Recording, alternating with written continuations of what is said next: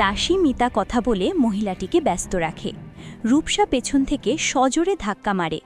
মহিলাটি চিৎকার করতে করতে গভীর কুঁয়োয় পড়ে যায়। বাঁচাও রূপসা, আমাকে বাঁচাও। এ কি শুনলাম? এটা তো আমার মায়ের গলা। তার মানে আমি যাকে ধাক্কা দিলাম সে মধু নয়, আমার নিজের মা।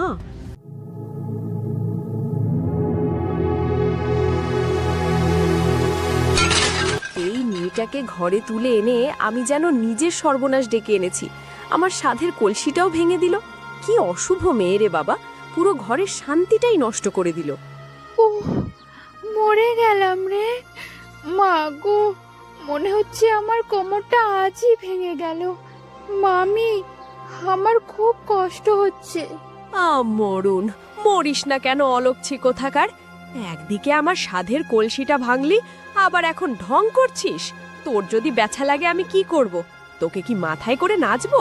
কুড়ে মেয়ে একটা, কাজের বেলা লবডঙ্কা। মামি, তুমি কেন আমাকে এভাবে বলছো? আমি তো ইচ্ছে করে কলসিটা ভাঙিনি, পা পিছলে পড়ে গিয়েছিল তাই পড়ে গেলাম। কুলক্ষণী মেয়ে, চোখ দুটো কি মাথায় নিয়ে চলিস নাকি? সুন্দরী হয়েছিস বলে মাটিতে আর পা পড়ে না? রোজ একটার পর একটা আপদ জুটিয়ে রাখিস। আমি আর এসব সহ্য করতে পারছি না। মা, মা, কি হয়েছে মা?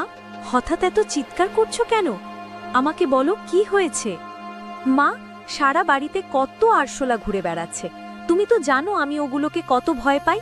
তবুও বাড়িতে এখনো কেন এত আরশোলা ঘুরে বেড়াচ্ছে?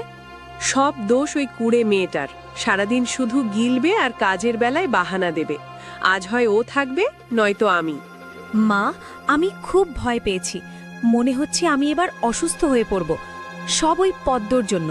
আমি ওকে ওষুধ আনতে বলেছিলাম, কিন্তু ও এখনো আনেনি। ও দেখতে সুন্দরী বলেই তো তুমি ওকে কিছু বলো না, তাই ও মাথায় চড়ে বসেছে। তুই একটু বিশ্রাম নে মা, ওই বদমাইশ মেয়েটার ব্যবস্থা আমি এখনই করছি।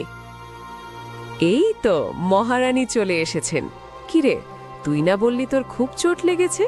তাহলে আমাদের কথা আড়ি পেটে শুনতে কিভাবে চলে এলি? না মামি, আমি তোমাদের কথা শুনতে আসিনি। আমি রূপসার চিৎকার শুনে ভয়ে ছুটে এসেছি যে ওর কোনো বিপদ হলো নাকি। যখন এতই দরদ, তবে সারা ঘরে আরশোলা কেন? তুই জানিস না আমার মেয়ে ওসব ভয় পায়? আমি সব পরিষ্কার করে দেব মামি, আগে আমাকে একটু সুস্থ হতে দাও। কোমরে ভীষণ ব্যথা আমার। তোর নাটক আর চলবে না। তুই কোমরের বাহানা দিয়ে বিশ্রাম নিবি আর আমরা তোকে বসিয়ে খাওয়াবো? বাইরে এক গাদা বাসন পড়ে আছে, যা ওগুলো এক্ষুনি মেজে আয়। আমি সব পরিষ্কার করে দেব মামি, আগে আমাকে একটু সুস্থ হতে দাও। কোমরে ভীষণ ব্যথা আমার। পদ্ম চলে গেলে রূপসা একা আড়ালে দাঁড়িয়ে শয়তানি হাসি হাসে। সব আমার প্ল্যান মতোই হয়েছে। একদম ঠিক জায়গায় পাথরটা রেখেছিলাম যাতেও হোঁচট খেয়ে পড়ে যায়। এখন কোমরের ব্যথায় মরবে আর মার খাবে। কি আনন্দ! পদ্ম যন্ত্রণায় কাতরাতে কাতরাতে বাসন মাজতে শুরু করে। ব্যথায় তার সারা শরীর কাঁপছে আর চোখ ঝাপসা হয়ে আসছে। জানি না কেন এই অলক্ষী মেয়েটাকে ঘরে আশ্রয় দিয়েছিলাম। এই কুডাকুনিটা এত সুন্দরী, আর আমার মেয়ে রূপসা কুচকুচে কালো। ওকে দেখে এখন ভয় লাগছে। ওর জন্য কি আমার মেয়ের বিয়ে দিতে পারবো? যে আসবে সে তো এই পদ্মকেই পছন্দ করবে। না, এর একটা ব্যবস্থা করতেই হবে। ওরে ও কামচোর, এখন এটাই তোর কাজ নাকি? এখানে শুয়ে আরাম করা হচ্ছে? আজই তোর এই বাড়িতে শেষ দিন। মামি, আমার শরীরটা একদম ভালো লাগছে না, খুব দুর্বল লাগছে। মনে হচ্ছে জ্বর আসবে, তাই একটু চোখ লেগে গিয়েছিল। আমি কোনো বাহানা শুনতে চাই না। তুই এক্ষুনি আমার চোখের সামনে থেকে দূর হ। তোকে যেন আর কোনোদিন এই বাড়ির আশেপাশে না দেখি, বুঝলি? অসহায় পদ্ম কাঁদতে কাঁদতে জঙ্গলের পথে হাঁটতে থাকে। হাঁটতে হাঁটতে সে গভীর জঙ্গলে পৌঁছে যায় এবং সেখানে একটি অদ্ভুত হে কি হলো? বাহ, কত সুন্দর চম্পা ফুল ফুটে আছে। এর নিচে কিছু পাপড়িও পড়ে আছে। আমি তো জানতামই না এই জঙ্গলে এত সুন্দর ফুল ফোটে। পদ্ম নিচু হয়ে একটি পাঁপড়ে তুলে তার চুলের খোপায় গোজে। সাথে সাথে এক অলৌকিক আলোয় তার পুরো শরীর সোনার গয়নায় ভরে ওঠে। হে কি হলো? এত সোনা কোথা থেকে এলো? তার মানে এই চম্পা ফুলের মধ্যে কোনো রহস্য আছে। আমি এখনই বাড়ি যাই। এই গয়নাগুলো দেখলে মামি আর রূপসা খুব খুশি হবে। পদ্ম যখন খুশি হয়ে বাড়ির দিকে যাচ্ছে, তখন আড়াল থেকে রাজকুমার বিক্রম তাকে দেখে মুগ্ধ হন। এত সুন্দর মেয়ে তো আমি আগে কখনো দেখিনি। এই গভীর জঙ্গলে এই মেয়েটি কি করছে? ও থাকেই বা কোথায়? আমাকে জানতেই হবে ও কে। রাজকুমার বিক্রম পদ্মর পিছু পিছু হাঁটতে থাকেন, কিন্তু কিছু দূর যাওয়ার পর পদ্ম জঙ্গলের আড়ালে হারিয়ে যায়। আরে কোথায় গেল মেয়েটি? এই তো চোখের সামনে ছিল। কোথায় গায়েব হয়ে গেল সেই রূপসী কন্যা? যেভাবেই হোক আমাকে ওকে খুঁজে পেতেই হবে। পদ্ম বাড়িতে পৌঁছানোর আগে কাকিমা আর রূপসা নিজেদের মধ্যে কথা বলছিল। এমন সময় পদ্ম সোনার গয়না পরে সেখানে হাজির হয়। মা, তুমি তো ওকে তাড়িয়ে দিয়েছিলে, ও আবার ফিরে এসেছে। আর দেখো, ওর গায়ে কত সোনার গয়না। এত সব ও কোথায় পেল মা? সত্যি তো, এত সোনা তুই কোথায় পেলি পদ্ম? নিশ্চয়ই চুরি করেছিস। হায় হায়, এই মেয়েটা তো গ্রামে আমাদের মান সম্মান রাখবে না। বল, কোথায় চুরি করেছিস? তোমরা একটু শান্ত হও। আমি কোনো চুরি করিনি মামি। আমি যখন জঙ্গল দিয়ে যাচ্ছিলাম, তখন একটা চম্পা ফুলের পাপড়ি কুড়িয়ে চুলে লাগিয়েছিলাম, আর অমনি সব হয়ে গেল। শুধু গয়না নয়, দেখো আমার কোমরের ব্যথাও সব ঠিক হয়ে গেল। মা, একটা পাপড়িতে যদি এত কিছু হয়, তবে ওই ফুলে না জানি আরো কত কি আছে। মা, যেভাবেই হোক আমার ওই ফুলটা চাই। আমিও ওই ফুল নিয়ে আসব। হ্যাঁ মা, তুই জলদি যা। ওই ফুল দিয়ে তোকে পদ্মর চেয়েও সুন্দরী হতে হবে। যা মা, ফুলটা ছিঁড়ে নিয়ে আয়। রূপসা জঙ্গলে গিয়ে অনেক খোঁজাখুঁজির পর সেই চম্পা ফুলটি খুঁজে পায় এবং সেটি ছিঁড়ে নিয়ে দৌড়ে বাড়ি চলে আসে। কিছুক্ষণ পর সেখানে এক সাধু বাবা আসেন। কে আমার এত বছরের সাধনা নষ্ট করল? কে আমার তপস্যায় জল ঢেলে দিল? আমার সেই মহাশক্তিশালী চম্পা ফুল কে নিয়েছে? আমি তাকে ছাড়ব না। তার জীবন আমি তছনছ করে দেব। সাধু দেখতে পান দূরে একটি মেয়ে ফুল নিয়ে যাচ্ছে। তিনি তার পিছু পিছু পদ্মদের বাড়িতে পৌঁছে যান। কে আছিস এই ঘরে? জলদি বাইরে আয়, নইলে আমার ক্রোধের আগুনে জ্বলে ছাই হয়ে যাবি। বের হ মূর্খ মেয়ে। কাকিমা বাইরে এসে সাধুকে শান্ত করার চেষ্টা করেন। অন্যদিকে ঘরের ভেতরে রূপসা ভয়ে কাঁপছে। মা, আমাকে বাঁচাও। ওই সাধু আমাকে মেরে ফেলবে। কিছু একটা করো মা। তুই চিন্তা করিস না মা, আমি আছি তো। আমি তোকে ঠিক বাঁচাবো। কাকিমা জোর করে পদ্মকে টেনে বাইরে নিয়ে আসেন। কাকিমা, আমাকে বাইরে কেন টেনে আনছেন? কি হয়েছে? তোর এত সাহস? তুই আমার ইচ্ছা পূরণকারী চম্পা ফুল চুরি করেছিস? এই অপরাধের কোনো ক্ষমা নেই। আমি তোকে এক্ষুনি চম্পা ফুল বানিয়ে দিচ্ছি। তুই তখনই এই অভিশাপ থেকে মুক্তি পাবি যেদিন কোনো নিঃস্বার্থ রাজকুমার তোকে স্পর্শ করবে। কিন্তু এই জঙ্গলে কোনোদিন কোনো রাজকুমার আসবে না, তাই তোর মুক্তিও অসম্ভব।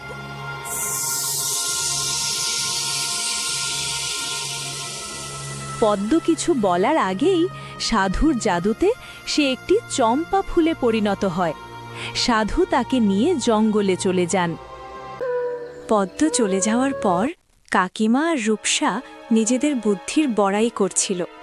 এমন সময় রাজকুমার বিক্রম সেখানে এসে হাজির হন। কেউ আছেন?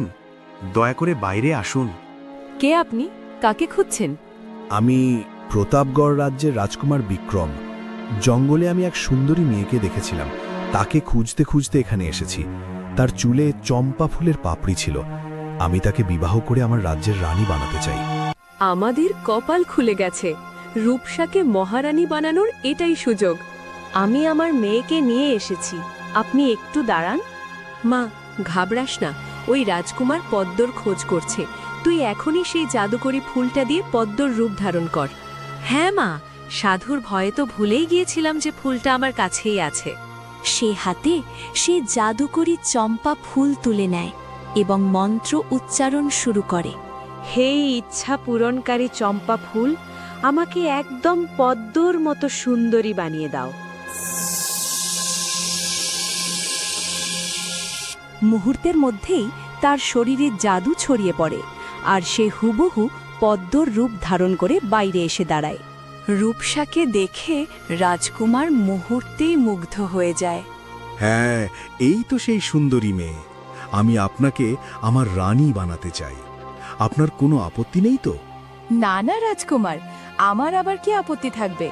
আপনার অর্ধাঙ্গিনী হতে পারা তো আমার সৌভাগ্যের কথা। এটা আমার গত 100 জন্মের পুণ্যের ফল। রূপসার মিষ্টি কথায় রাজকুমার আরও মুগ্ধ হয়ে যায়। তবে আর দেরি কেন, চলো আমার সাথে। রাজকুমার বিক্রম রূপসাকেই আসল পদ্ম মনে করে তাকে ঘোড়ায় তুলে নিজের রাজ্যের দিকে রওনা হন।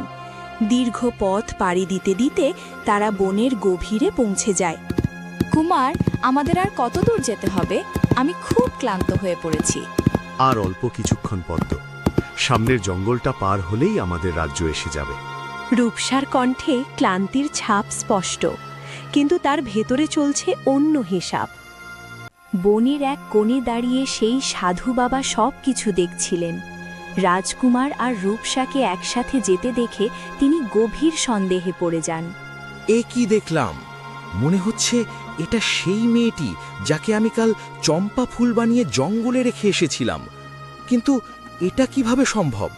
রাগের মাথায় আমি কি কোনো ভুল করলাম? না না, এটা নিশ্চয়ই আমার মনের ভ্রম। একই রকম দেখতে দুজন মেয়ে তো হতে পারে না। প্রতাপগড় রাজ্যের রাজা ভানুপ্রতাপ বয়সের ভারে কিছুটা দুর্বল হয়ে পড়েছেন। তিনি তার বিশ্বস্ত মন্ত্রী বীরসিংহের সাথে রাজ্যের ভবিষ্যৎ নিয়ে গভীর আলোচনায় বসেছেন। মন্ত্রী মশাই, আমি একটা বিষয় নিয়ে খুব চিন্তিত। শরীর আর আগের মতো চলছে না। মনে হচ্ছে রাজ্যের জন্য এবার একজন নতুন উত্তরাধিকারী ঘোষণা করা দরকার। ঠিক বলেছেন মহারাজ, এখন আপনার বিশ্রামের প্রয়োজন। আপনি রাজকুমার বিক্রমের হাতে রাজ্যের দায়িত্ব তুলে দিন। আমিও তাই চাই, কিন্তু আমাদের পূর্বপুরুষদের একটা নিয়ম আছে। রাজ্যের দায়িত্ব নেওয়ার আগে রাজকুমারের বিবাহ করা আবশ্যক। এই কথাটি যেন মন্ত্রীর জন্য সুযোগ হয়ে দাঁড়ায়। মহারাজ, আপনার অনুমতি থাকলে আমার একটি প্রস্তাব ছিল। আপনি যদি রাজি হন তবে আমার একমাত্র মেয়ে মধুর সাথে রাজকুমারের বিয়ে দিতে চাই। প্রস্তাবটা মন্দ নয়, তবে রানী আর বিক্রমের মতামত নেওয়া দরকার। ঠিক তখনই এক সৈনিক দ্রুত এসে মহারাজকে জানায় যে রানী তাকে জরুরি তলব করেছেন। এখন আবার কি জরুরি কথা এলো? যখনই কোনো কাজের কথা বলি তখনই কোনো না কোনো বাধা এসে দাঁড়ায়। রাজা ভানুপ্রতাপ তড়িঘড়ি রানীর মহলের দিকে রওনা দেন। মহারাজ, গুপ্তচরের মাধ্যমে খবর পেয়েছি রাজকুমার বিক্রম কোনো এক মেয়েকে নিয়ে প্রাসাদে আসছেন। আপনি এ কি বলছেন রানী? বিক্রম কাকে নিয়ে আসছে? সে কি কোনো রাজকুমারী? গুপ্তচর বিস্তারিত কিছু বলেনি, শুধু বলেছে মেয়েটি দেখতে চাঁদের মতো সুন্দরী। রাজকুমার বিক্রম রূপসাকে নিয়ে প্রাসাদে পৌঁছান। রাজা ও রানী তাদের অভ্যর্থনা জানান। বাবা, আমি এই মেয়েটিকে বিবাহ করে আমার রানী বানাতে চাই। ও খুব সাধারণ ঘরের মেয়ে, কিন্তু মনে খুব জোর। বাহ, মেয়েটি তো সত্যিই খুব সুন্দরী, যেন সাক্ষাৎ চাঁদ আকাশ থেকে নেমে এসেছে। আমি খুশি হয়েছি বিক্রম। আমি চাই তোমরা দ্রুত বিবাহ করে রাজ্যের দায়িত্ব বুঝে নাও। দূর থেকে মন্ত্রী বীরসিংহ এই দৃশ্য দেখছিলেন এবং রাগে ফুঁসছিলেন। যখনই কোনো পরিকল্পনা করি, এই রাজকুমার একটা না একটা ঝামেলা পাকায়। কোথা থেকে এক রাস্তার মেয়েকে তুলে এনেছে, কিন্তু আমিও এত সহজে হাল ছাড়ব না। আমার মেয়ে নন্দিনীর সাথে বিক্রমের বিয়ে না দেওয়া পর্যন্ত আমি শান্ত হব না। রানী রূপসাকে নিজের মহলে নিয়ে যান। মা, তোমার এখানে কোনো অসুবিধা হচ্ছে না তো? তোমাকে সত্যি পূর্ণিমার চাঁদের মতো দেখাচ্ছে। না রানীমা, আমার কোনো অসুবিধা নেই। আমি তো গরিব ঘরের মেয়ে, এসব আমার কাছে স্বপ্নের মতো লাগছে। এটা স্বপ্ন নয় মা, এটাই সত্যি। তুমি হাত মুখ ধুয়ে নাও, আমার দাসী সুমন তোমার খাবার দিয়ে যাবে। রূপসা চলে যাওয়ার পর দাসী ঘরে এসে খাবার রাখে এবং সেই চম্পা ফুলটি দেখতে পায়। আরে, এই চম্পা ফুলটা এখানে কি করছে? এটা নিশ্চয়ই নতুন রানীর। ফুলটা তো প্রায় শুকিয়ে গেছে। এক কাজ করি, এটা ফেলে দিয়ে একটা টাটকা ফুল এখানে রেখে দিই। দাসী সেই জাদুকরি ফুলটি তুলে নিয়ে বাইরে আবর্জনার স্তূপে ফেলে দেয়। রূপসা এখনো জানে না যে তার রূপ ধরে রাখার একমাত্র চাবিকাঠি হারিয়ে গেছে। এই একই রঙের একটা টাটকা ফুল নিয়ে আসি। এই শুকনো ফুলটা ফেলে নতুন ফুল রাখলে নতুন রানী নিশ্চয়ই খুব খুশি হবেন। রূপসা ঘরে ফিরে দেখে নির্দিষ্ট জায়গায় সেই চম্পা ফুলটি নেই। সে ভয়ে শিউরে ওঠে। আমার ফুলটা কোথায় গেল? এখানেই তো রেখেছিলাম। ওটা না পেলে তো সব শেষ হয়ে যাবে। আমার আসল চেহারা সবার সামনে বেরিয়ে পড়বে। নিশ্চয়ই কেউ ওটা বাইরে ফেলে দিয়েছে। আমাকে এখনই গিয়ে দেখতে হবে। রূপসা দৌড়ে ঘরের বাইরে আসে। সে দেখে দাসী সুমন রাজপ্রাসাদের বাগানে দাঁড়িয়ে আছে এবং তার পায়ের কাছে সেই চম্পা ফুলটি পড়ে আছে। তুমি এটা কি করেছো?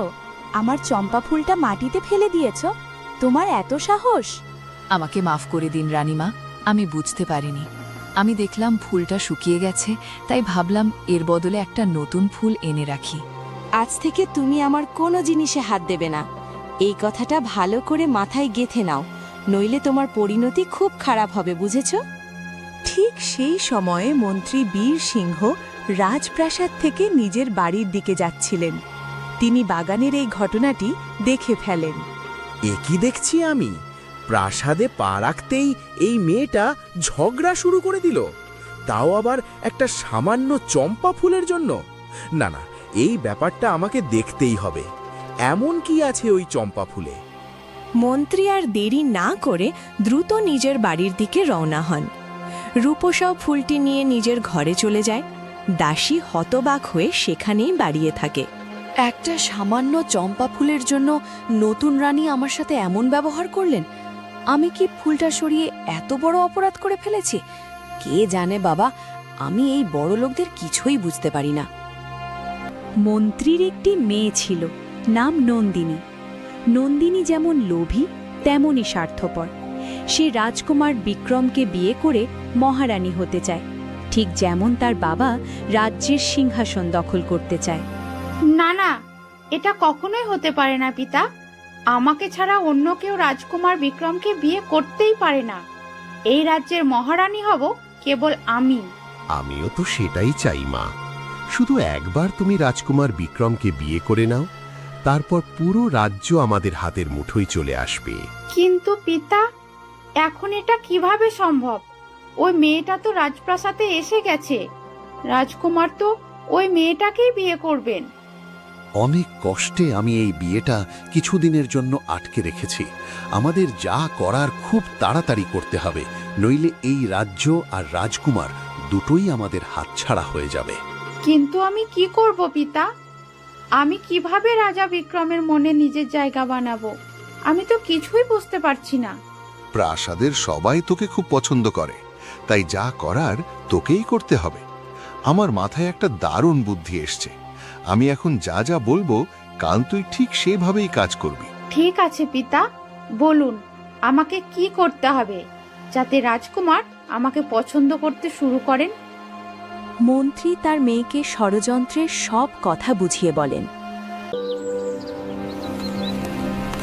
এদিকে রাজকুমার বিক্রম রূপসার পদ্মর রূপে ঘরে এসে তার খোঁজ খবর নিতে আসেন। পদ্ম, তোমার এখানে কোনো অসুবিধা হচ্ছে না তো? সবকিছু ঠিকমতো পাচ্ছ তো? এখানে তোমার মন টিকছে তো? রাজকুমার, আমার কোনো অসুবিধা হচ্ছে না। আপনি অযথাই আমাকে নিয়ে এত চিন্তা করছেন। পদ্ম, আমাদের রাজ্যে কিছু সমস্যার কারণে আমাদের আরও কিছুদিন অপেক্ষা করতে হবে। তা না হলে আমি আজই তোমাকে বিয়ে করে এই রাজ্যের মহারানী বানিয়ে দিতাম।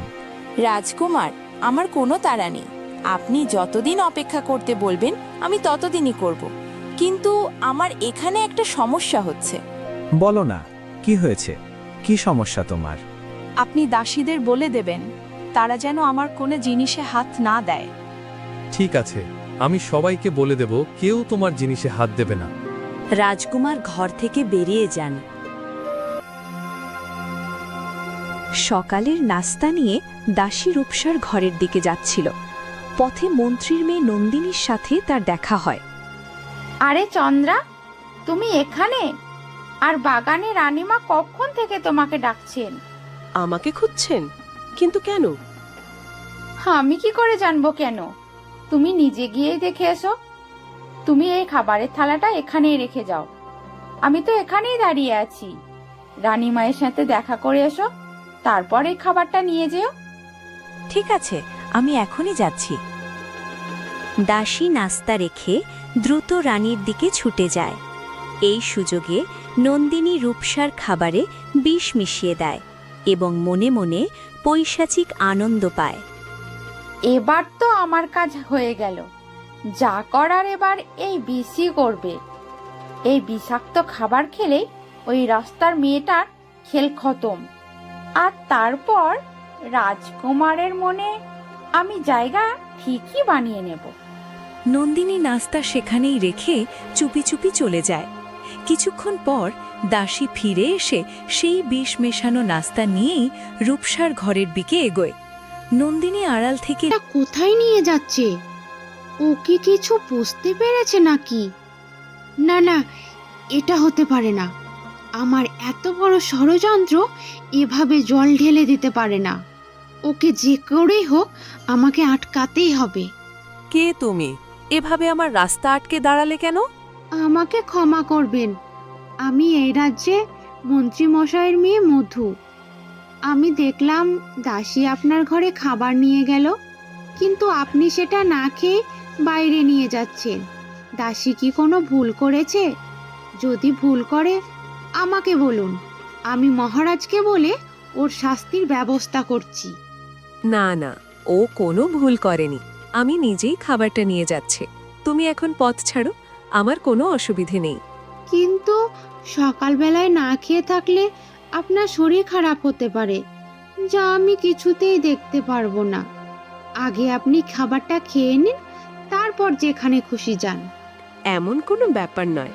রাজকুমারও সকালে কিছু খাননি, তাই আমি আগে ওর জন্যই খাবারটা নিয়ে যাচ্ছি। না না, এই খাবারটা আপনি রাজকুমারকে দেবেন না। এটা তো আপনার জন্য। এই খাবার আপনাকেই খেতে হবে। তোমার কথার মানে কি? আমি কাকে খাবার দেব আর কাকে দেব না সেটাকে এখন তোমার অনুমতি নিয়ে করতে হবে? তুমি জানো না আমি কে? তোমার এই স্পর্ধার জন্য আমি তোমাকেও শাস্তি দিতে পারি। ক্ষমা করবেন, আসলে আমি সেভাবে বলতে চাইনি। আমার শুধু আপনার শরীরের জন্য চিন্তা হচ্ছিল, তাই বলে ফেলেছি। আপনি যান, আমি আর কখনো এই ভুল করব না। হ্যাঁ, এই কথাটা ভালোভাবে মনে রেখো। পরের বার আমি কিন্তু ক্ষমা করব না, সে তুমি মন্ত্রীর মেয়েই হও আর যাই হও। মধু সেখানেই দাঁড়িয়ে ঘামতে থাকে। সে বুঝতে পারে রাজকুমারের জীবন এখন চরম বিপদে। এবার তো সবকিছু হাতের বাইরেই চলে গেল। ওই বিষ মেশানো খাবার যদি রাজকুমার খেয়ে নেন, তবে তো সর্বনাশ হয়ে যাবে।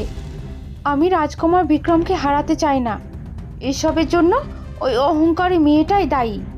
আমার একটা কথাও শুনল না। এখন আমি কি করব? যেভাবেই হোক রাজকুমার বিক্রমকে বাঁচানোর একটা চেষ্টা করতেই হবে আমায়। আরে পদ্ম, সাত সকালে তুমি এখানে? কোনো অসুবিধা হয়নি তো? ক্ষমা করবেন রাজকুমার, দাসীর মুখে শুনলাম আপনি সকালে কিছু খাননি, তাই আপনার জন্য এই খাবারটা নিয়ে চলে এলাম। কিন্তু তুমি হয়তো জানো না, আমি সকালে এত তাড়াতাড়ি খাবার খাই না। আমিও সব কিছু শুনতে চাই না কুমার। সকালে না খেলে শরীর খারাপ হয়। আপনাকে এখনই এই খাবারটা খেতে হবে, ব্যাস। প্রাসাদে এসেই তুমি আমার কত খেয়াল রাখছ।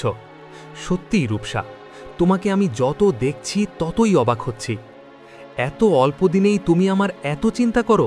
কুমার, আপনি এখন এসব কথা রাখুন তো। নিন, জলদি খাবারটা খেয়ে নিন। আপনাকে আমার সামনে বসেই খেতে হবে, কোনো বাহানা চলবে না কিন্তু। আচ্ছা ঠিক আছে বাবা, ঠিক আছে, আমি কোনো বাহানা করব না। দাও, খেয়ে নিচ্ছি। রাজকুমার বিক্রম সবে মাত্র খাবারে হাত দিতে যাবেন, ঠিক তখনই কোথা থেকে একটা জাদুকরি টিয়া পাখি উড়ে এসে সেখানে বসে। কুমার কুমার, ওই খাবার আপনি একদম খাবেন না কুমার, একদম না।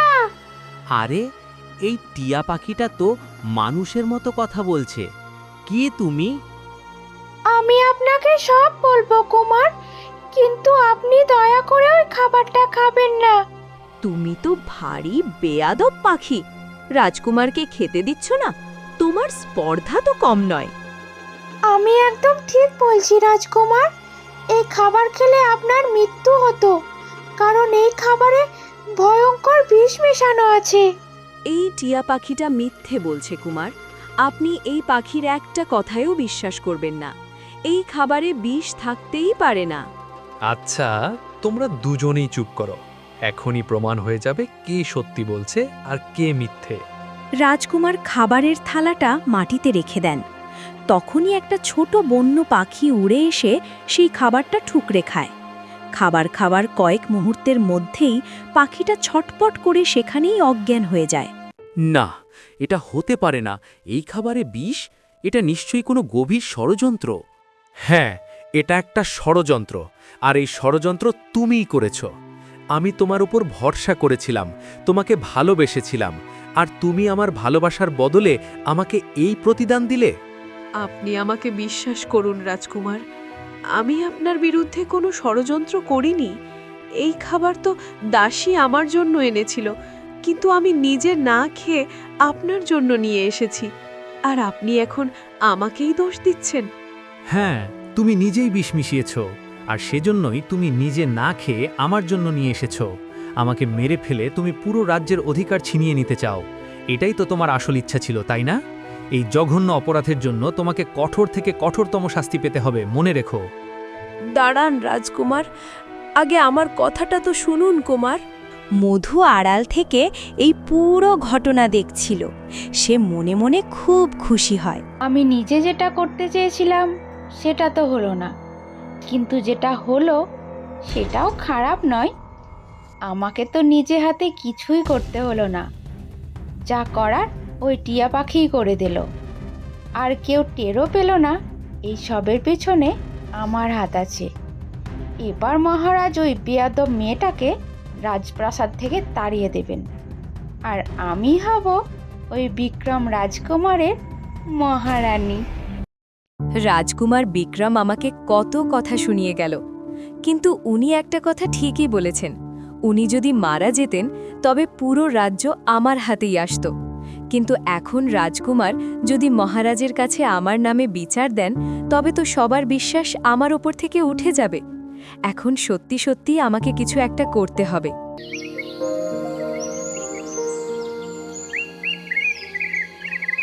এদিকে রাগে অগ্নিশর্মা হয়ে রাজকুমার বিক্রম রাজ দরবারে মহারাজের সামনে এসে দাঁড়ান। কি ব্যাপার কুমার, অসময়ে তুমি রাজদরবারে? সব ঠিক আছে তো?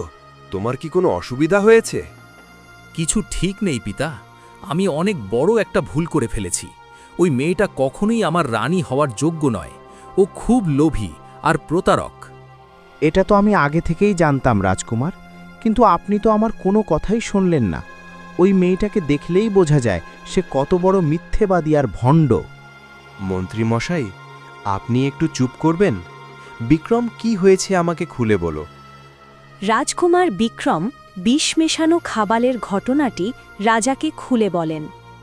ওই মেয়ের এত সাহস, সে আমার রাজকুমারকে বিষ দিয়ে মারতে চায়, আর ওই মেয়ের সাথেই কিনা আমি আমার রাজকুমারের বিয়ে দিতে যাচ্ছিলাম। আমি তো আপনাকে শুরুতেই বলেছিলাম মহারাজ, আমার মেয়ে মধু যতটা সুন্দরী ততটাই বুদ্ধিমতী। রাজকুমার বিক্রমের সাথে মধুর জুটি খুব মানাতো, কিন্তু আপনি তো তখন বুঝতেই চাইলেন না। মন্ত্রী মশাই, আপনার মেয়ে মধুই হবে এই রাজ্যের রানী। আমি ওর সাথেই রাজকুমারের বিয়ে দেব। আপনার যেমন ইচ্ছা মহারাজ, কিন্তু তার আগে ওই প্রতারক মেয়েটাকে কঠোর শাস্তি দিতে হবে। তাকে বোঝাতে হবে রাজপরিবারের বিরুদ্ধে ষড়যন্ত্র করার পরিমাণ কতটা ভয়ঙ্কর হতে পারে। এমন সময় রূপসা হাতে একটি জাদুকরি টিয়া পাখি নিয়ে রাজদরবারে প্রবেশ করে। আপনারা কাকে শাস্তি দেবেন? আমাকে? কিন্তু আমি তো কোনো ভুলই করিনি। তাহলে যে আসল অপরাধী তাকে কি আপনারা ছেড়ে দেবেন মহারাজ? তোমার এত বড় সাহস! তুমি আমার রাজপ্রাসাদে ঢুকে আমার ছেলের বিরুদ্ধে ষড়যন্ত্র করেছো, আবার আমার সামনে দাঁড়িয়ে এত বড় বড় কথা বলছো। কার অনুমতিতে তুমি এই রাজদরবারে ঢুকেছো? মহারাজ, যদি একজন ষড়যন্ত্রকারী এবং দেশদ্রোহী অপরাধী বিনা অনুমতিতে রাজদরবারে দাঁড়িয়ে থাকতে পারে, তবে আমি কেন পারবো না? পদ্ম, তুমি আমাকে অপরাধী বলছো? আমি ষড়যন্ত্রকারী আর দেশদ্রোহী? এসব কি আবোলতাবোল বকছো তুমি? তোমার কি মাথা খারাপ হয়ে গেছে? মহারাজের সামনে দাঁড়িয়ে কি বলছো তা কি ভুলে গেছো? এই ভুলের জন্য তোমাকে কঠোর সাজা পেতে হবে। আমার মাথা একদম ঠিক আছে মহারাজ, কিন্তু আমি এখন যা বলবো তা শুনলে আপনার মাথা খারাপ হয়ে যাবে। আচ্ছা মহারাজ, আপনি কি জানেন খাবালে বিষ মেশানোর কথাটা রাজকুমারকে কে বলেছে? এই তো তোমার হাতের ওই টিয়া পাখিটাই তো রাজকুমারকে সব বলেছে। তার মানে আপনি একটা টিয়া পাখির কথাই বিশ্বাস করছেন? পাখি কি কখনো মিথ্যে কথা বলে না মহারাজ? না, টিয়া পাখি কখনো মিথ্যে বলতে পারে না। ওরা জঙ্গলের প্রাণী, মানুষদের মতো বেইমানি করে না। ঠিক আছে মহারাজ, তাহলে এবার শুনুন এই টিয়া পাখি কি বলছে। বলো তো টিয়া, তুমি কি জানো? নির্ভয়ে সব খুলে বলো। মহারাজ, মহারাজ, আপনাদের কাছে আমার অনেক কিছু বলার আছে। আসল কথা হলো, আপনাদের রাজকুমার বিক্রম এই রাজ্যের বিরুদ্ধে ষড়যন্ত্র করছেন। তিনি আপনাদের চোখে ধুলো দিয়ে এই রাজ্যের বাইরে শত্রুদের ডেকে আনার ছক কষছেন। না, এটা হতে পারে না। আমি এমন কোনো কাজ করিনি। ভেবে দেখুন মহারাজ, সেই দিন মন্ত্রী মশাই যখন রাজ্যের সীমান্তে শত্রুদের সঙ্গে কথা বলছিলেন, তখন রাজা বিক্রম সেটা অস্বীকার করেছিলেন। আসলে রাজকুমার আপনাদের কাছ থেকে সত্যটা লুকাতে চেয়েছিলেন। এবার আমাকে রাজকুমারের বিরুদ্ধেই কথা বলতে হবে, তা না হলে সেদিন বলা আমার সব কথাই মিথ্যে হয়ে যাবে। হ্যাঁ মহারাজ, এই টিয়া পাখি একদম সত্যি বলছে। সীমান্তে বিশাল শত্রু বাহিনী আছে, আর সব জিনে শুনেই রাজকুমার সেদিন সেটা অস্বীকার করেছিলেন। বিক্রম, তুমি যদি সত্যি এমন কিছু করে থাকো, তবে আমি তোমার প্রাণ নিয়ে নেব। রাজ্যের সাথে আমি আগেও আপোষ করিনি আর এখনও করব না। রাজ্যের সুরক্ষার জন্য আমি যে কোনো কিছু করতে প্রস্তুত। পিতা, আপনি তো জানেন আমি এমনটা করতেই পারি না। এই টিয়া পাখিটা হঠাৎ করে কেন এমন মিথ্যে বলছে আমি কিছুই বুঝতে পারছি না। টিয়া পাখি কোনো মিথ্যে বলছে না রাজকুমার। আপনিই তো একটু আগে বললেন যে পশু পাখিরা মানুষের মতো বেইমানি করে না, তাই না? তুমি এমনটা কেন করছো পদ্ম? আমি তোমার কি ক্ষতি করেছি? বিনা দোষে তুমি আমাকে এভাবে কেন ফাঁসিয়ে দিচ্ছ? মহারাজ, আপনার ন্যায় বিচারের কথা বহু দূর পর্যন্ত ছড়িয়ে আছে। এই একই অপরাধ যদি কোনো সাধারণ মানুষ করত, তবে আপনি নিশ্চয়ই তাকে কঠোর শাস্তি দিতেন। কিন্তু নিজের ছেলেকে কি আপনি কোনো সাজা দেবেন না? আপনি যদি কুমারকে শাস্তি না দেন, তবে আপনার ন্যায় বিচারের সুনাম ধুলোয় মিশে যাবে। সবাই বলবে নিজের ছেলে অপরাধ করলে রাজা তাকে ছেড়ে দেন, আর সাধারণ মানুষ করলে তার প্রাণ নেন। ব্যাস, আর একটাও কথা নয়। আমি আমার রাজকুমারকেও ঠিক সেই শাস্তিই দেব যা একজন সাধারণ মানুষকে দিতাম। আমার কাছে রাজধর্মই সবার ওপরে। কিন্তু মহারাজ, না মন্ত্রী মশাই, আমি এখন কারও পিতা নই। আমি এই রাজ্যের রাজা। আমাকে এই অপরাধের বিচার করতেই হবে। আমি রাজকুমার বিক্রমকে 10 বছরের জন্য রাজ্য থেকে নির্বাসিত করছি। 10 বছর পর্যন্ত রাজকুমার যেন এই রাজ্যের সীমানায় পা না রাখেন। যদি তাকে রাজ্যের সীমানার ভেতর দেখা যায়, তবে দেশদ্রোহিতার অপরাধে তাকে আজীবন কারাদণ্ডে দণ্ডিত করা হবে। মহারাজের আদেশ মেনে অত্যন্ত ভারাক্রান্ত হৃদয়ে রাজকুমার বিক্রম রাজপ্রাসাদ ছেড়ে বেরিয়ে যান। তাকে চলে যেতে দেখে রানী বসুন্ধরা এবং দাসী সুমন কাঁদতে থাকে। রূপসা আড়াল থেকে পৈশাচিক হাসি হাসে। আমাকে শাস্তি দিতে গিয়ে রাজকুমারের কি হাল হলো! কেউ টেরও পেল না যে বাগানের আড়ালে কি ঘটনা ঘটেছিল। আমাকে শুধু একটা জিনিসই সাহায্য করতে পারে, আর সেটা হলো আমার খোপায় গোজা মহাশক্তিশালী চম্পা ফুল। হে মহাশক্তিশালী চম্পা ফুল, ওই আসল টিয়া পাখিটাকে তুমি একটা পাথরে পরিণত করো, আর তুমি নিজে একটা জাদুকরী টিয়া পাখি হয়ে যাও যে আমাকে এই বিপদ থেকে বাঁচাবে। রূপসার কথা শেষ হতেই জাদুতে চম্পা ফুলটা একটা টিয়া পাখি হয়ে যায়, আর আসল টিয়া পাখিটা একটা পাথরে পরিণত হয়। এবার দেখো রাজকুমার, এই রূপসা আর কি করতে পারে। এদিকে গভীর জঙ্গলে চম্পা ফুলরূপী পদ্ম কাঁদছে, পাশেই সেই ক্রোধী সাধু। সাধু বাবা, সত্যি কি আমার আর মুক্তি হবে না? এই জঙ্গলে কি এমন কোনো নিঃস্বার্থ ভালো মনের রাজকুমার আসবে না যে আমাকে স্পর্শ করে এই অভিশাপ থেকে মুক্তি দেবে? যদি কখনো কোনো রাজকুমার চলেও আসে, তবু আমি তাকে তোকে ছুঁতে দেব না, বুঝেছিস? কিন্তু কেন বাবা? আমি তো কোনো অপরাধ করিনি, বিনা কারণে কেন শাস্তি পাচ্ছি? তুই ভুল করেছিস, অনেক বড় ভুল।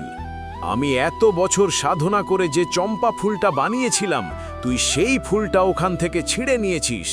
এর শাস্তি তোকে পেতেই হবে। না সাধু বাবা, আমি এমন কিছুই করিনি।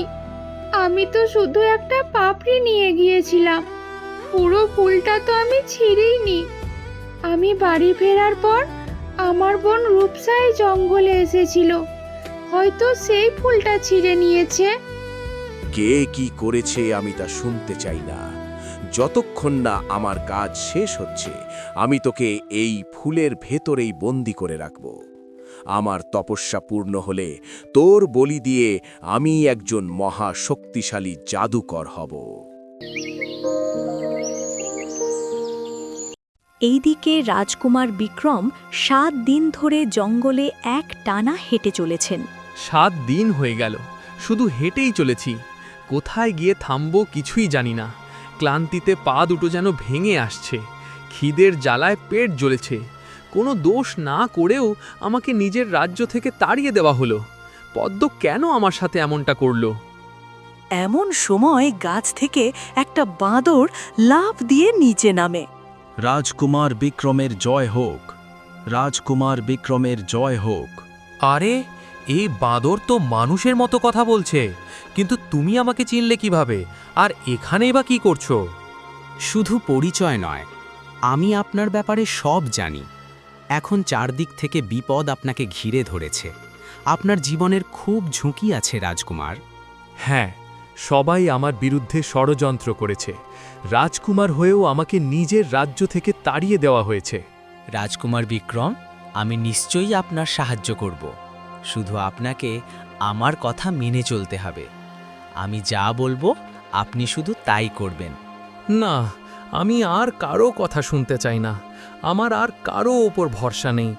জঙ্গলের যে পশু পাখিদের আমি এত ভালোবাসতাম, তারাই তো আমার বিরুদ্ধে ষড়যন্ত্র করেছে। বিশ্বাস করুন রাজকুমার, আমি এমন কোনো কাজ করব না যাতে আপনার ক্ষতি হয়। না, অন্যের কথা শুনে আমি আর বিপদে পড়তে চাই না। আমার যে পথটা ঠিক মনে হবে আমি সেদিকেই যাব। ঠিক আছে রাজকুমার, আপনি যখন আমার সাহায্য নিতে চান না, তখন আমি আর জোর করব না। তবে যাওয়ার আগে আমার একটা পাথর আপনি সাথে করে নিয়ে যান। বিপদের সময় এই পাথর আপনাকে সাহায্য করবে।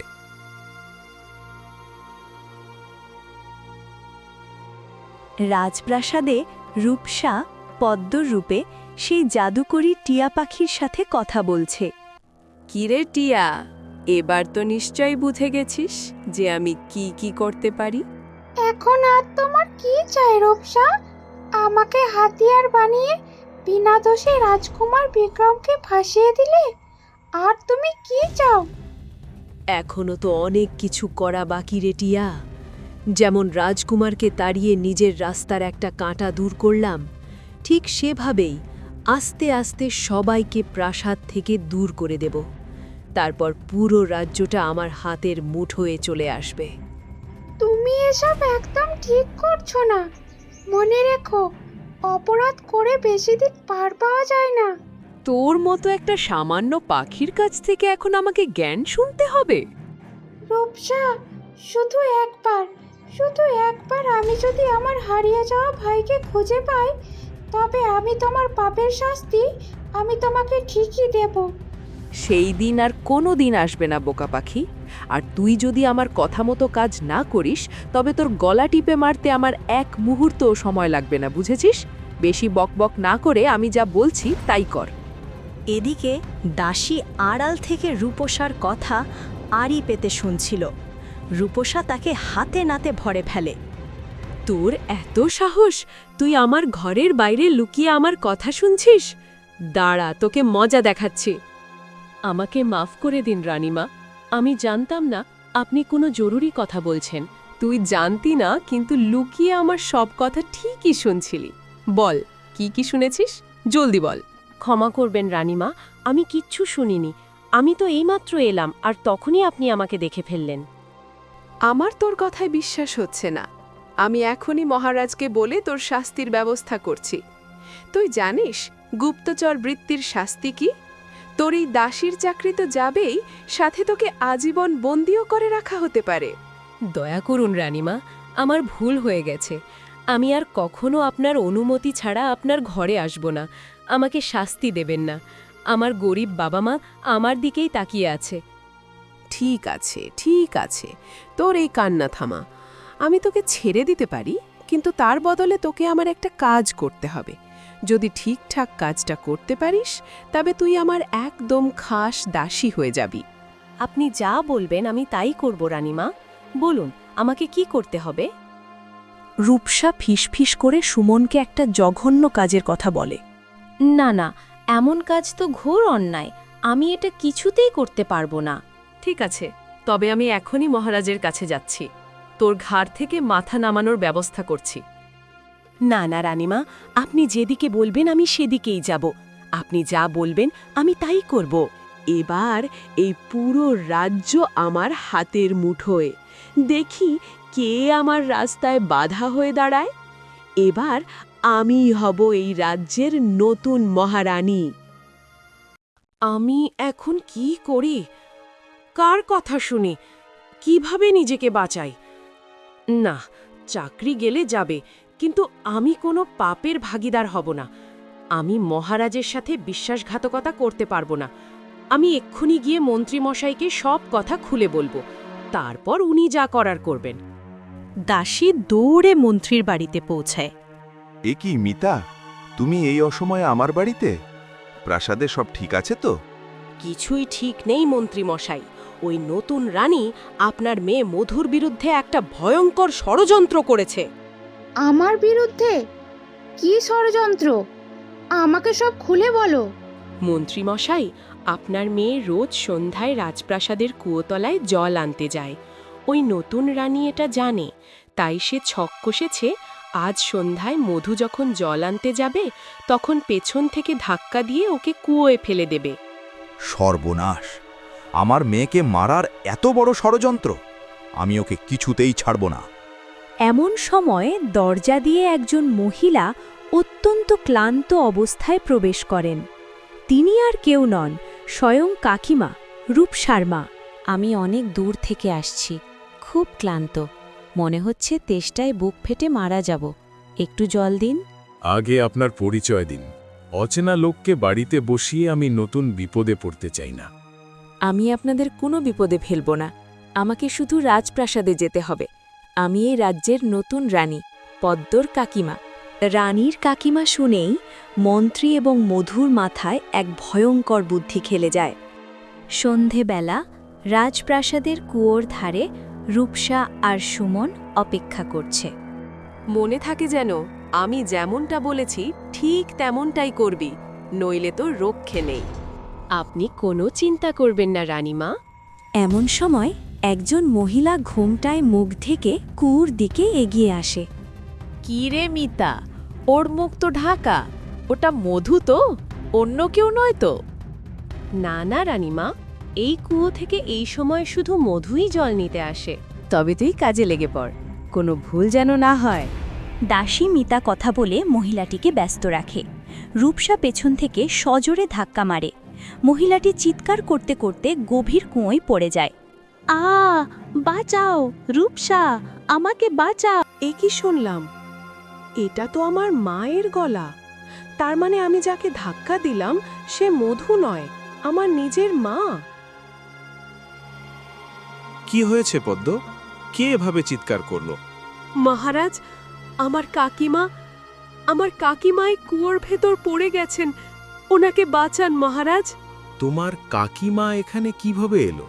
সে এই কুয়োর কাছেই বা কেন আসবে? মহারাজ, এখন ওসব কথার সময় নেই, আগে কাকিমাকে উদ্ধার করার ব্যবস্থা করুন। ক্ষমা করবেন মহারাজ, এই কুয়ায় কেউ পড়লে তাকে তোলা অসম্ভব। কিছুদিন আগে আমাদের এক সৈনিক পড়েছিল, আমরা তার মৃতদেহও তুলতে পারিনি। সর্বনাশ, এবার কি হবে? আমাকে এখনই কিছু করতে হবে। রূপসা আড়ালে গিয়ে জাদুকরি টিয়া পাখিকে ডাকে। হে মহা শক্তিশালী টিয়া, আমাকে সাহায্য করো, আমার মাকে এই কুয়ো থেকে তুলে আনো। সাথে সাথে সেই জাদুকরি টিয়া পাখি উড়ে এসে কুয়োর ভেতর ঢুকে যায়। দূরে দাঁড়িয়ে মন্ত্রী ও মধু সব দেখছিল। পিতা, এসব কি হচ্ছে? ওই পাখিটা যদি সত্যি ওকে তুলে আনে তবে তো আমরা ভেসে যাব। কিচ্ছু হবে না, একটা ছোট্ট পাখি কি আর আস্ত মানুষকে তুলতে পারে? মেয়েটা পাগল হয়ে গেছে, তাই যা খুশি করছে। কিন্তু সবাইকে অবাক করে দিয়ে জাদুকরি টিয়া পাখিটি কাকিমাকে টেনে কুয়ো থেকে বাইরে নিয়ে আসে। সবাই অবাক। এ কি দেখছি? একটা ছোট্ট পাখি জলজ্যান্ত মানুষকে তুলে আনলো, এটা কিভাবে সম্ভব? না না মহারাজ, পাখি কিছু করেনি, আমি নিজেই নিজের প্রাণ শক্তিতে ওপরে উঠে এসেছি। কাকিমা, তুমি যে কত কথা বলো। চলুন মহারাজ, আমরা সবাই ভেতরে যাই। একদিকে সাধু ভালো মানুষের রূপ ধরে রাজকুমারের কাছে আসেন। কি তুমি বাবা? তোমাকে খুব ক্লান্ত মনে হচ্ছে। আমি রাজকুমার বিক্রম। কোনো দোষ না করেও আমাকে নিজের রাজ্য থেকে তাড়িয়ে দেওয়া হয়েছে। আমি খুব পরিশ্রান্ত সাধু বাবা। তুমি আমার সাথে চলো বাবা, আমি তোমার সব ক্লান্তি দূর করে দেব, তোমার সব সমস্যার সমাধান করে দেব। সত্যি সাধু বাবা, আপনি আমাকে পথ দেখাবেন? নিশ্চয়ই বাবা, এসো আমার সাথে। রাজপ্রাসাদে রূপসার ঘরে কাকিমা এবং রূপসা নিজেদের মধ্যে গোপনে কথা বলছে। কাল তুই সবার সামনে কি বোকামিটাই না করলি রূপসা। জাদুকরি টিয়া আমাকে কুয়ো থেকে বাঁচালো, আর তুই বললি ওটা তোর নিজের শক্তি। মহারাজ যদি টিয়ার জাদুর কথা জানতেন তাহলে ওটা তোর কাছ থেকে কেড়ে নিতেন না। ঠিক বলেছ মা, এটা তো আমি ভাবিনি। তাহলে মহারাজ এটাও বুঝে যেতেন যে রাজকুমারকেও আমিই জাদুতে ফাঁসিয়েছি। কিন্তু মা, তুমি মাঝরাতে ওই কুয়োর কাছে কেন গিয়েছিলে? আমাকে বোকা বানানো হয়েছিল। আমাকে বলা হলো প্রাসাদে ঢুকতে গেলে নাকি কুয়ো থেকে এক কলসি জল আনতে হয়, এটা নাকি রাজবাড়ির নিয়ম। তাই আমি ওখানে যাই। তার মানে এসব ওই মন্ত্রী মশায়ের মেয়ে মধু আর ওই বেঈমান দাসী সুমনের কাজ? ওরা আমার হাত দিয়েই তোমাকে মেরে ফেলতে চাইছিল মা, আর তুমি এই কথাটা আমাকে একবারও জানাওনি? তুই শান্ত হ, ওদের শায়েস্তা করার নতুন ফাঁদ আমি পেতে রেখেছি। তুই শুধু আমার কথা মতো কাজ করে যা। তোকে রানী বানানোর আর ওই রাজা রানীকে সরানোর দুটো ব্যবস্থাই আমি করছি, তুই শুধু দেখে যা। জঙ্গলে সাধুর কুটিরের ভেতর রাজকুমারকে নিয়ে সাধু প্রবেশ করে। এই দেখো, আমার হাতে একটা সোনার আংটি আর একটা রূপোর আংটি আছে। এই আংটিগুলো তোমার শরীরের সব ক্লান্তি নিমেষেই দূর করে দিতে পারে। হঠাৎ কোথা থেকে আর একটা বাঁদর এসে সাধুর হাত থেকে আংটি দুটো ছিনিয়ে নিয়ে দৌড় দেয়। আরে, ওই বাদরটা আমার আংটিগুলো নিয়ে পালালো। রাজকুমার, তুমি এখানেই অপেক্ষা করো, আমি এখনই আসছি। আর হ্যাঁ, ভুলে ওই ঘর থেকে বাইরে বেরোবে না, নইলে তোমার পরিণতিও খুব ভয়ানক হবে। সাধু বাবা আমাকে ঘর থেকে বেরোতে নিষেধ করলেন, কিন্তু কেন? বাইরে বেরোলে আমার এমন কি বিপদ হতে পারে? সাধু কুটিরের বাইরে গেলে জাদুকরি পাথর দেওয়া বাঁদরটি রাজকুমারের সামনে উপস্থিত হয়। রাজকুমার, আপনি এক নরপিশাচের কবলে পড়েছেন। এই সাধু আপনাকে বলি দিয়ে অমর হতে চায়। বলি? কিন্তু তিনি তো আমাকে আশ্রয় দিয়েছিলেন। ওটা ছলনা ছিল। এখনই সে আসবে তার সোনার আর রূপোর আংটি দিয়ে আপনাকে সম্মোহিত করতে। আপনি অজ্ঞান হওয়ার আগেই আমার সেই জাদুকরি পাথরটা আমাকে ফেরত দিন। ওটাই আপনাকে বাঁচানোর একমাত্র পথ। তোমার ওপর আমার ভরসা আছে বাদর ভাই। এই নাও সেই পাথর, আমাকে বাঁচতেই হবে। বিশ্বাসঘাতকদের মুখোশ খুলে দেওয়ার জন্য এই প্রাণ আমার খুব দরকার। সাধু আসছে। মনে রাখবেন রাজকুমার, আপনি এখন ঘুমানোর অভিনয় করবেন, বাকিটা আমি দেখছি। এইদিকে রাজপ্রাসাদে রূপসা এবং তার তৈরি করা নকল টিয়া পাখির কথা কাটাকাটি চলছে। এবার তোমার পরের পরিকল্পনা কি? এবার আর কার ক্ষতি করতে চাও বলো? তুই এমন কথা কেন বলছিস টিয়া? আমরা কি তোর সাথে কোনো অন্যায় করেছি? তোকে কোনো কষ্ট দিয়েছি? শুরু থেকে তোমরা আমাকে খারাপ কাজের জন্য ব্যবহার করেছো। আমাকে মাধ্যম বানিয়ে তোমরা নিজেদের লোভ আর স্বার্থ পূরণ করেছো। এখনো তোকে অনেক কিছু দেখতে হবে টিয়া। এটা তো সবে শুরু। তোকে দিয়ে এখনো অনেক কাজ করানো বাকি। একদিন না একদিন এইসব খারাপ কাজের শাস্তি তোমরা ঠিক পাবে। মহারাজ আর মহারানী তোমাদের এই দুষ্টুমির কথা ঠিক জানতে পারবেন। ওরা জানার আগেই আমি মহারাজ আর মহারানীকে রাস্তা থেকে সরিয়ে দেব। আর এই কাজে তুই আমাকে সাহায্য করবি। কিন্তু তার আগে তোকে আরও একটা কাজ করতে হবে। এইদিকে দাসী এসে মন্ত্রীমশাই ও মধুকে রূপসাদের চক্রান্তের কথা জানায়। সর্বনাশ হয়েছে মন্ত্রীমশাই। পদ্ম আর তার মামিমা আমাদের সব ষড়যন্ত্র জেনে গেছে। ওরা আমাদের শেষ করে এই রাজ্য দখল করতে চায়। তার মানে ওরা মহারাজকে সব বলে দেবে? আমাদের তো তবে হাতির পায়ের তলায় পিষে মারা হবে। না পিতা, ওরা মহারাজকে বলবে না। ওরা নিজেরাই আমাদের রাস্তা থেকে সরাতে চায়। আর এই সব কিছুর মূলে রয়েছে রূপসার ওই জাদুকরি টিয়া পাখি। ওই পাখির শক্তির জোরেই ওরা এত বার বেড়েছে। আমার মাথায় একটা বুদ্ধি এসেছে। রাজপ্রাসাদের বাগানে আমি একটা আপেল গাছ দেখেছি। ওই গাছে অনেক আপেল ধরে আছে। আমি শুনেছি রূপসা ওই টিয়াকেও আপেল খেতে দেয়। যদি সুমন আপেলে বিষ মিশিয়ে ওই গাছের আপেলের জায়গায় বদলে রেখে আসে, তাহলে আমাদের কাজ হয়ে যাবে। কিন্তু একবার ওই রূপসার কথা লুকিয়ে শুনতে গিয়ে আমি তো ধরা পড়ে গিয়েছিলাম। এবার যদি কোনোভাবে ধরা পড়ে যাই, তবে ও আমাকে মেরেই ফেলবে। কিচ্ছু হবে না, আপেল পেড়ে দেওয়ার দায়িত্ব আমার। তুই শুধু সুযোগ বুঝে আপেলটা বদলে দিবি, আর তোর কোনো কাজ নেই। তাহলে ঠিক আছে মন্ত্রীমশাই, আমি রাজি আছি। যেভাবেই হোক আগে ওই টিয়াকে সরাতে হবে। এইদিকে সাধু কুটিরে ফিরে আসে। বজ্জাত বাঁদর ভেবেছিল আমার আংটি নিয়ে পালাবে, শেষমেশ তাকেও মরতে হলো। আপনি ওই বাঁদরটাকেও মেরে ফেললেন সাধু বাবা? এই জঙ্গলের সব প্রাণী আমার দাস, কেউ আমার কথা অমান্য করে না। আর যে অমান্য করে সে এই শাস্তিই পায়। যাজ্ঞে ওসব কথা।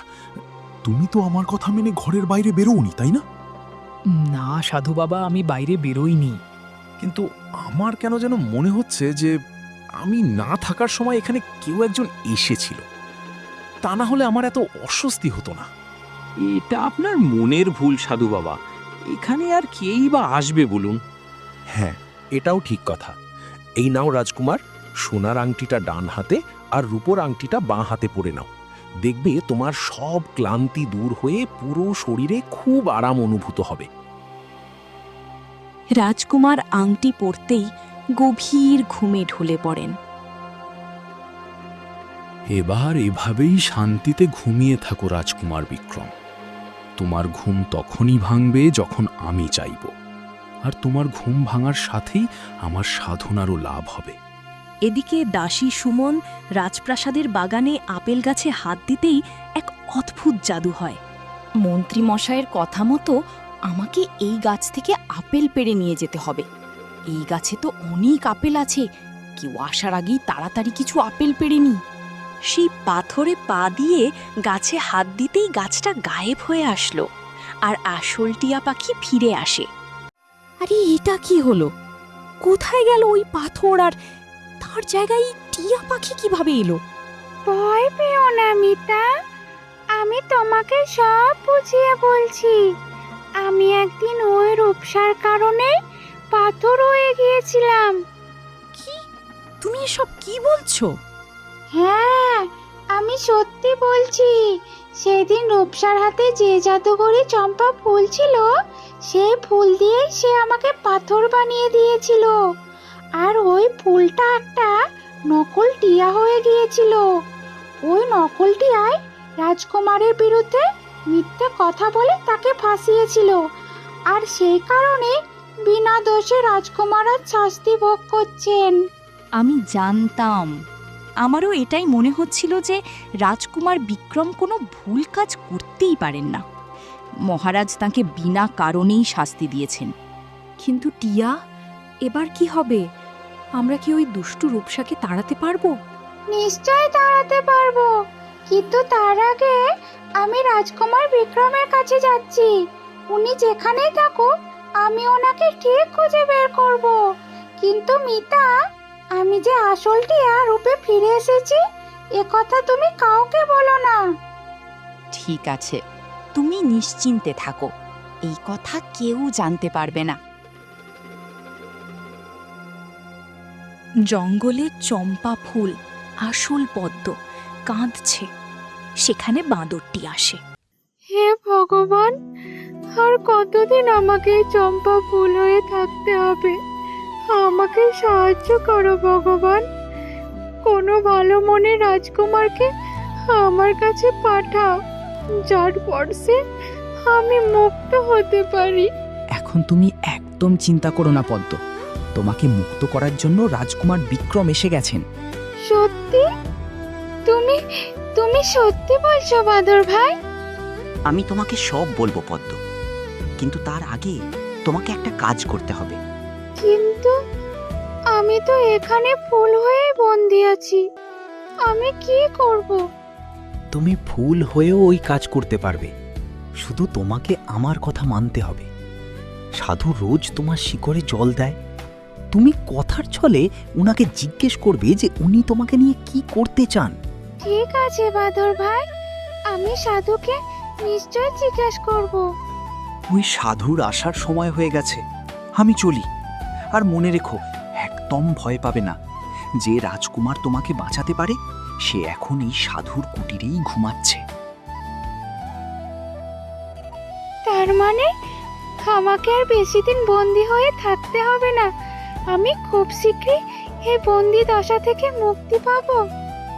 দাসী, মিতা, তুই কোথায়? আমি তোকে ডাকছি, শুনতে পাচ্ছিস না? যা তো আমার টিয়ার জন্য গিয়ে আপেল নিয়ে আয়, ওর খুব খিদে পেয়েছে। ঠিক আছে নতুন রানী, আমি এখনই আপনার টিয়ার জন্য আপেল আনছি। দাসী চলে যেতেই কাকিমা ঘরে ঢোকে। কি হলো মা, তোমাকে এত মনমরা লাগছে কেন? সব ঠিক আছে তো? সব কিছু তোর ওপর ছেড়ে দিয়ে তো আমি দেখলাম, সব উল্টোপাল্টা হয়ে গেল। চারদিক থেকে বিপদ আমাদের ঘিরে ধরেছে। এসব তুমি কি বলছো মা? কি হয়েছে পরিষ্কার করে বলো তো। আর কি হবে, রাজা আমাদের দুজনকে বন্দি করার কথা বলছেন। মনে হচ্ছে আজই আমাদের কালকুঠুরিতে ভরে দেবেন। না, এটা হতে পারে না। আমি এই রাজ্য আর রাজপ্রাসাদ নিজের হাতের মুঠোয় আনব। তার আগে কেউ আমাকে বন্দি করতে পারবে না। বসে বসে গলা ফাটানোতে কোনো কাজ হবে না। কিছুক্ষণ পর আমরা দুজনই জেলের ভেতর থাকব। তাহলে আমরা এই বিপদ থেকে বাঁচব কিভাবে? এর কি কোনো উপায় আছে? এর একটাই উপায় আছে, ওরা আমাদের বন্দি করার আগেই আমরা রাজা রানীকে বন্দি করে নেব। আর এই কাজে আমাদের সাহায্য করবে ওই টিয়া পাখি। তাই আমাদের আর দেরি করা ঠিক হবে না। আমি টিয়ার জন্য আপেল আনিয়েছি। আপেল খাওয়া শেষ হলেই আমরা কাজে নেমে পড়ব। আমি আমার ভবিষ্যৎ দেখতে পাচ্ছি। মনে হচ্ছে আমার জীবনে এমন কোনো বিপদ আসতে চলেছে যা থেকে আমি বাঁচতে পারবো না।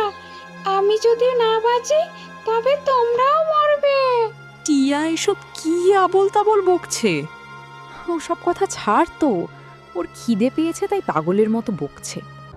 আপেল তো বদলে দিয়েছি, কেউ দেখেওনি। এবার এই বিষাক্ত আপেল খেয়ে ওই টিয়ার খেল খাতাম হয়ে যাবে। তুমি যত শক্তিশালী টিয়াই হও না কেন, এই বিষ থেকে বাঁচতে পারবে না। তোমার মৃত্যু তো নিশ্চিত। শুধু রাজা রানী নয় রূপসা, ওই মন্ত্রী আর ওর মেয়েটাকেও পাথর করতে হবে, নইলে পথের কাঁটা থেকেই যাবে। একদম ঠিক বলেছ, আজই সবার হিসাব চুকিয়ে দেব। চলো মা। এ কি, তোমরা এই সময় আমার ঘরে? এখনো তো খেলা শুরুই হয়নি মহারাজ। আমাদের বিরুদ্ধে ষড়যন্ত্র করার ফল এবার আপনারা হাতে নাতে পাবেন। ষড়যন্ত্র? আমরা তো এসব কিছুই বলিনি। আর দেরি করিস না রূপসা, কাজ শুরু কর। টিয়া, এক্ষুনি এই রাজা আর রানীকে পাথর বানিয়ে দে।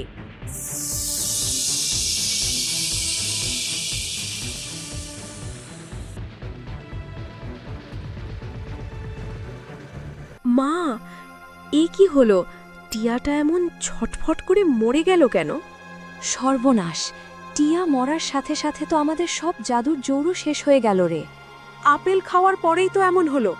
তার মানে আপেলে বিষ ছিল, আর আপেল তো ওই দাসী এনেছিল। ঠিক ধরেছিস, ওই বেইমান দাসী আমাদের সর্বনাশ করেছে। এবার তো আমরা ফেঁসে গেলাম মা। মহারাজ আমাদের জ্যান্ত পুঁতে ফেলবেন। আরে বোকা মেয়ে, শাস্তি দেওয়ার জন্য তো ওদের জ্যান্ত থাকতে হবে। তোর মনে নেই, মরে যাওয়ার আগেই তো টিয়ার রাজা রানীকে পাথর বানিয়ে দিয়েছে। এখন এই রাজ্য দণ্ডমুণ্ডের কর্তা আমরাই, আমাদের টিকি ছোঁয়ার সাধ্য কারণে। যাক বাবা, তোমার উপস্থিত বুদ্ধির জন্যই আজ প্রাণে বেঁচে গেলাম মা। আজ রাতটা একটু ঘুমিয়ে নে রাজকুমার, কারণ এটাই তোর জীবনের শেষ ঘুম হতে চলেছে।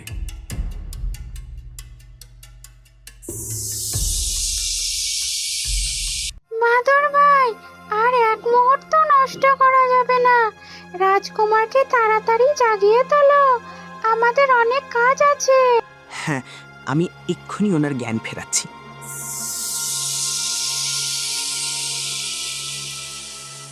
আমি কোথায়? এখানে কি করছি?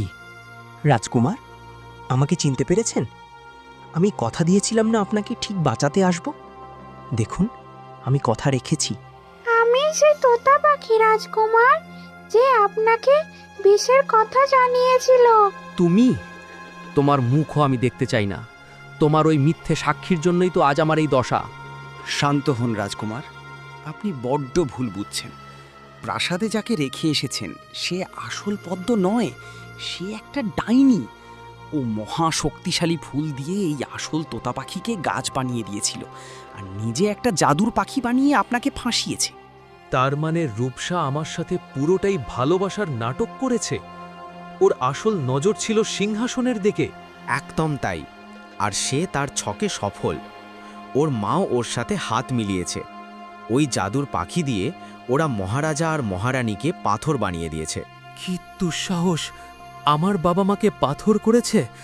আমি এক্ষুনি গিয়ে ওদের টুকরো টুকরো করে ফেলব। কিন্তু দাঁড়াও, রূপসার তো মা বাবা ছিল না, ও তো কাকিমার কাছে থাকত। এখন ওসব ভাবার সময় নেই রাজকুমার। এখানে আপনার একটা বড় দায়িত্ব বাকি আছে। আসল পদ্ম তো বছরের পর বছর ধরে ওই সাধুর ডেরায় বন্দী হয়ে আছে। আপনার পবিত্র ছোঁয়া পেলেই সে মুক্তি পাবে। আসল পদ্ম? কোথায় সে? আমাকে এক্ষুনি তার কাছে নিয়ে চলো। রাজকুমারের পবিত্র ছোঁয়া পেতেই এক মায়াবী আলোয় চারদিক ঝলমল করে উঠল। চোখের পলকে সাধুর অভিশাপ কেটে গেল, আর সেই আলোর মাঝখান থেকেই নিজের আসল রূপে ফিরে এলো পদ্ম।